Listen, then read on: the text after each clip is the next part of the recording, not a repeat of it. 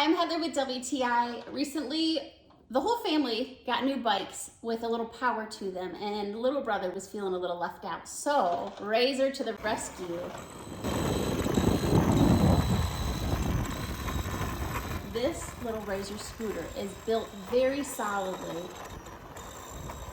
We added a little cup holder here so he could have his drink, and also a bell to alert anyone that he's coming in on their side. He's very used to his three-wheel scooter, so this one was not hard to pick up because of the wide tires. He also likes being able to ride it a little bit off-road. One of the things I appreciated most for an 8 or 9-year-old, it was the right amount of speed.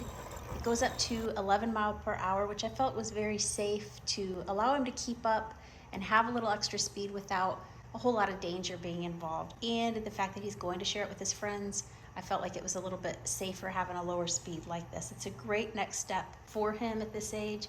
And he loves that there's handlebar brakes because that just readies him for the next step up in a big boy bike. If your little one wants to have a little speed, this is definitely the way to go, and that's my point of view.